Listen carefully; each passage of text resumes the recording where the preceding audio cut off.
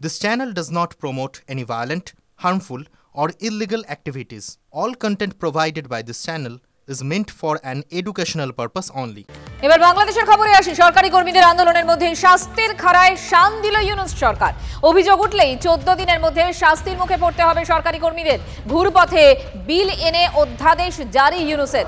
প্রতিবাদে বৃহত্তর আন্দোলনের পথে বাংলাদেশের সরকারি কর্মীরা শিখে উঠেছে সরকারি পরিষেবা। ইউনূসের অযোগ্যতার জন্যই চূড়ান্ত ভোগান্তির শিকার হবে বাংলাদেশের সাধারণ মানুষ।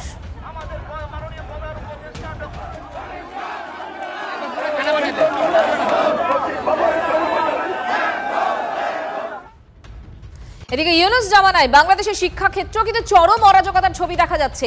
আজ থেকে শিখে বাংলাদেশের প্রাথমিক শিক্ষা, বেতন বৃদ্ধি সহ একগুচ্ছ দাবিতে আজ থেকে অনির্দিষ্টকালের জন্য ধর্মঘটে বাংলাদেশের প্রাথমিক স্কুলের শিক্ষকরা। কার্যত বন্ধ হয়ে গেল বাংলাদেশের 65,000 প্রাথমিক স্কুল। লক্ষ লক্ষ পড়ুয়ার ভবিষ্যৎ অন্ধকারের দিকে থেকে ঠেলে দিলেন ইউনূস।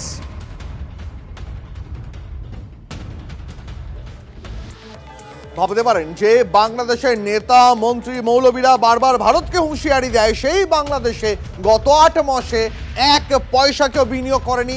গত 8 মাসে বাংলাদেশের শিল্পক্ষেত্রে 1 টাকাকেও বিনিয়োগ করেনি। আর 1 থেকে 2 মাসের মধ্যেই বাংলাদেশের অর্ধেক শিল্পই বন্ধ হয়ে যাবে। সুদের হার 3 থেকে বেড়ে 15% হয়ে গেছে ইউনূস জামানায়। নেই গ্যাস, নেই বিদ্যুৎ, বসিয়ে বসিয়ে সরকারি কর্মচারীদের বেতন দিতে হচ্ছে। একই সঙ্গে চলছে সরকার এবং ব্যাংকের জুলুমবাজি। এই পরিস্থিতি যদি চলতে থাকে তাহলে দ্রুতই বাংলাদেশের যাবতীয় কলকারখানা বন্ধ হয়ে যাবে।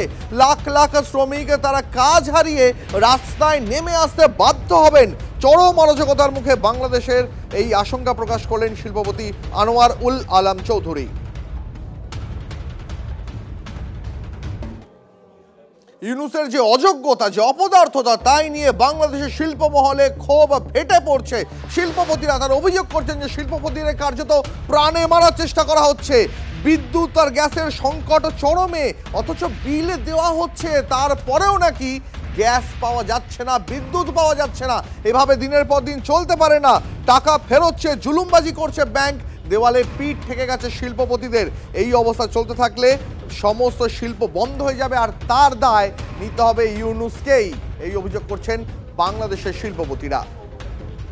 একটা ফ্যাক্টরিতে প্রতিদিন 6 থেকে 5 বার বিদ্যুৎ চলে যায়।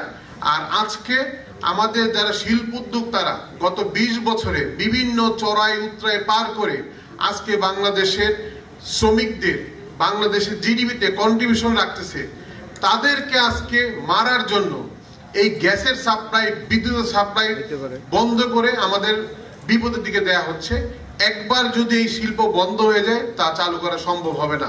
ব্যাংক যদি এইভাবে চলতে থাকে, আমি মনে করি নেক্সট 1-2 মাসের মধ্যে বাংলাদেশের 50% ফ্যাক্টরি শাটডাউন হয়ে যাবে, তা আর জীবনে খোলা হবে না।